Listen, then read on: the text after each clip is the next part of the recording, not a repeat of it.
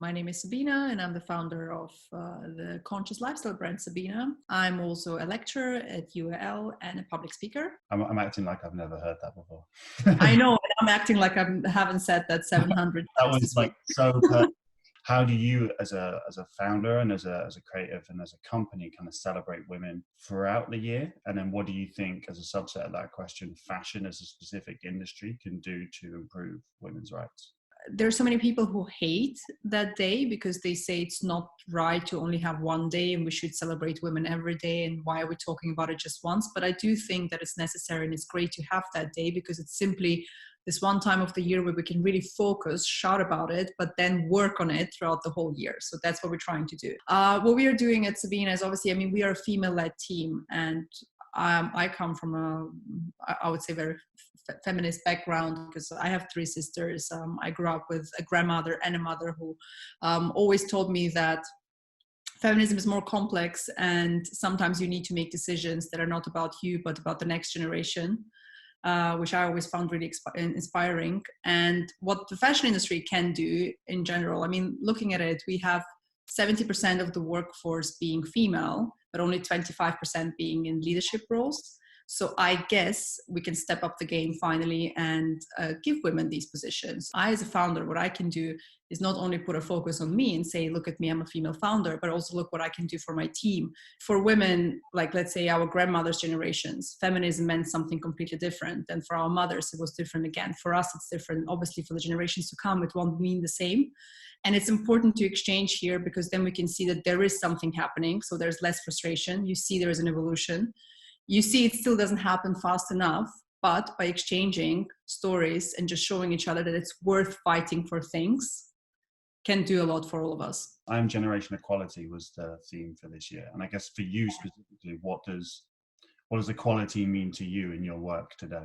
Well, in looking again at the fashion industry, talking about sustainability, talking about equality, it's a very two-dimensional conversation still. We talk about rights and empowering each other while not paying our interns. We're talking about equal rights for everyone while not supporting that other woman in your company or, that is surrounding you. So I guess this is something that we need to tackle and just be really honest about it. It's uncomfortable to talk about it and no one wants to, and it's an unpopular opinion, but this could be one of the quick fixes. Paying everyone brings us closer to an equal look at things. Yeah. And this is not changing a supply chain or changing rules or anything. This is simply paying someone. So this is like kind of like my popular quick fix for everyone. So looking back to your younger life, your mother or other female influences in your life, in your family or your friendship group, the people around you, what kind of, I guess, behavioral things and then also like life lessons that they kind of instill in you that you rely on or draw back to in your practice today? I guess when we talk about feminism, it's also quite interesting because I'm from the USSR, so I was born in the USSR, and culturally it's very different. Feminism means something completely different there. And when we talk about feminism these days, it's very centered about the European view or the Western view, which is a bit problematic. It's so easy to say that there is a certain way a woman should behave to be considered a feminist, to be considered a strong woman, which I strongly disagree with, because you can't talk about feminism without talking about cultural backgrounds, without talking about generations, without talking about politics. It's all part of it. And for me, looking at my grandmother, who was a teacher back in the USSR and wasn't married, didn't have a husband, didn't have a man who she was living with, she just had my mom basically for herself, as she always said it. She almost lost her job because she was a teacher, and back then the government thought you shouldn't be around kids if you promote this type of lifestyle. Obviously, looking at this is not a problem I have these days in my generation, but knowing that someone had that before and that my grandma contributed to that being changed is a big thing for me. Then looking at my mom, who was a professional athlete back in the USSR, and my dad as well. But then when the USSR fell apart, she had to make a choice either to sacrifice her career and help us all as a family to move to Europe, or stick to her career and be a bit selfish, and maybe what we would consider today being a strong woman and a feminist. She chose to sacrifice her career, which I'm incredibly thankful for, because the fact that I can live my feminist life today is because my grandma sacrificed things, my mother sacrificed things, and didn't follow these rules of what we consider being feminists in the Western world. So that's why this topic is very multi-layered. So for all of those things, you living in the present day, with all of that history and lived experience, as well as historical referencing and understanding it, what are the top sort of challenges that you faced as a feminist or a female founder or creative in your journey so far? Obviously, compared to my mother and my grandmother, I have a lot of privileges, and that's thanks to the generations before. And I'm very aware of that, very aware of the fact how privileged I am, because I live in Europe. I live in a time where I have so many opportunities and choices. Having said that, society is still very defined by how, well, the whole structure is made for men rather than for women. Just the way the workforce, like the way our everyday life works, it's not considering that a part of the population is having children. So we are the ones who are giving birth to children. So we will have to take time off from work. We need better regulations. We need better frameworks. We need something else than what we have now, so we can still continue an equal life. This is like one example. Another one is for founders, because they're not that many female founders. Again, not many examples, not many people to exchange your stories with, not many people to learn from, and less examples there is, the more it feels like it's normal to have only 5 women or 10 women or whatever, and 100 men next to that. Mm-hmm. So it's, again, this structure that we have in society causes the main challenges for me as a founder and as a woman these days. The expectations that they have. So they still, even if I have a good career, people will always ask me, when will you have kids? Even if I have a career and kids, people will always ask me, when do you have more kids? Even if I have all that, they will ask me something else, because as a woman, you still have to justify yourself 24/7. And do you feel a bit like, as a subset of what you just said there, do you feel like because you have to justify yourself as a woman in whatever you're doing creatively or as a professional, do you feel like your team, you have a kind of a language, and then you can have a dialogue with your team in a much more flattened kind of hierarchical way than you would imagine a man in a big high position, and just another man doesn't necessarily feel like they're talking the same language, even though they're both the same gender? Do you feel like the pressures or the unnecessary pressures and questions that are asked to women means that you can have a kind of more fluid conversation between yourselves? I think being in a leadership position is tricky, because there are 2 expectations you get. On the one hand side, you need to obviously be a boss, so you need to be serious about things, you need to be strict, you need to know exactly what you're expecting. But because you're a woman, everyone expects you to be a bit motherly as well. So you need to have more empathy. You need to be more understanding towards special circumstances. It comes naturally.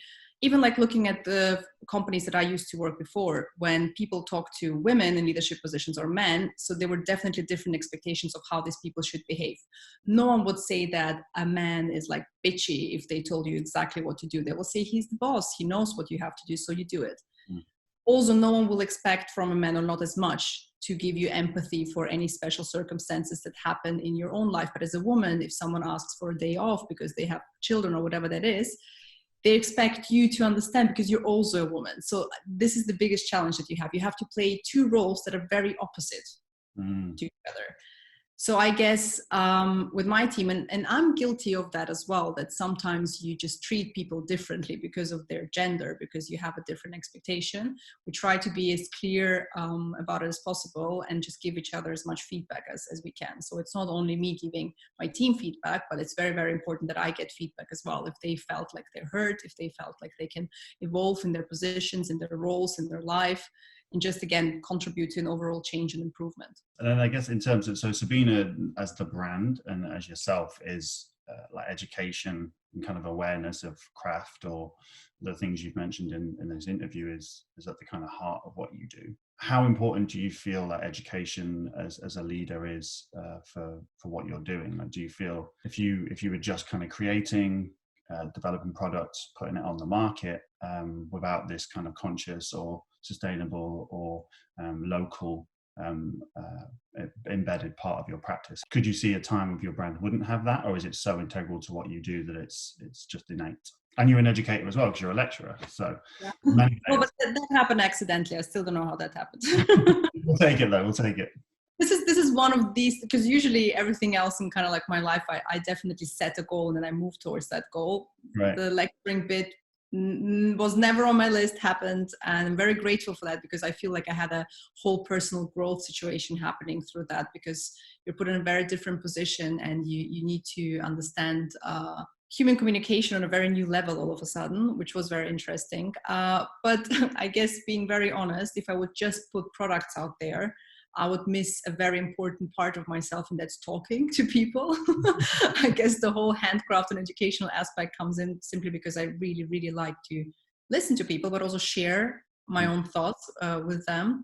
I can't see us as a brand ever not being about community or about exchanging stories or educating each other. So that's a very important thing. We don't see like we are educating our consumers, we are educating each other. So they tell us so many things that we changed in the past years in the company is because we were told that we are doing things wrong or not the right way, or maybe we are too exclusive, that we're not including all the people in the conversation. We're listening. We're seeing all these things, and we take it very seriously. So for the future, don't know how this whole situation ends up being, but I am thankful for the internet. I'm thankful that I will still be able to at least record myself talking and record lots of things to share with people. I don't see Sabinna ever being just about the product. It's always beyond the product. When it comes to sustainability, education, or empowerment, it goes beyond. So for your journey so far, in terms of the communities of people, whether it's business communities, personal communities, what sort of support, guidance, like infrastructure has been sort of vital in your journey up to this point? Is it the consumers that you've got along the way giving, like if you want to talk and exchange, like they're giving you an ear and an avid kind of audience, or has it been the, you know, industry people who have given you advice on how to go to next levels or innovate on your products? What sort of communities have really helped you up to this point? I think I'll have to go a little bit back, and then it's probably, again, people will think fishing for compliments, sad story. But when I was a child, I didn't really have any type of community. I was never part of anything. I was the only child up until the age of 6. So my sisters came along later, and we have a lovely sisterhood community now, which I didn't have before, and didn't have a lot of friends because I couldn't speak the language when we moved to Austria. And I felt like there was a whole misunderstanding in my brain what community means, or that it even exists, or there is a place for me out there as well.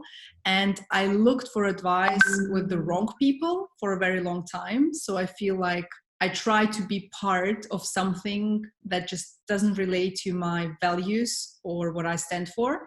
And for the very first time where I felt like I belonged was definitely when I moved to London and I went to St. Martin's, because all of a sudden there were people who thought the same way I do, and all of a sudden there was a group of people. So before that, I only had relationships on that level, just 2 of us, so me and another person, where we could develop a very deep relationship, but never in a group. So I never experienced that before. This is also where I started to understand I was just looking for the wrong communities to be part of. And there are amazing people out there who can really contribute to my personal growth and can really help me evolve. That was the first one. And then in the industry, again, there are people that are not interested in that, which is fine, but they're incredible people. Again, like the Trampery is a good example. It's about being there for each other and looking at the situation we ended up being now.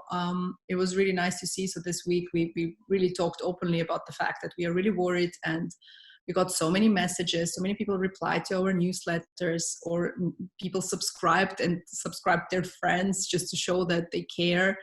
No one unsubscribed, which is also nice. No one turned their back on us. Or like little things like, for example, Fran from our team, her mom, she said like, guys, send me like a little email and I'll forward it to all of my friends so they can support you and order maybe at least a t-shirt or something. And this is what community means. And this is like very, very special to me, obviously. So it's across all of that. It's education, it's the industry, it's our community with the consumers. It's a little bit of everything. I'm not part of one community. I'm part of many communities, and I'm very grateful for that. I think this is kind of a question that you asked me when I was on your podcast, but in Okay. terms of what advice you would give to a 16-year-old version of yourself, or a 16-year-old girl in fashion, looking to get into fashion, creative designer, wants to run her own business, what advice would you give to her at this point in your journey? I think it's very difficult to limit yourself to that one advice, but teenage times are so complicated. Your brain just doesn't function in the same capacity it should function. Honestly, there is something, well, obviously it's your hormones that are kicking in and you just can't think straight. I remember I was just so worried about everything. And with me being worried, a lot of anger came in and a lot of other issues that could have been avoided if I'll be just less worried. I think trust your guts, worry less, and keep going.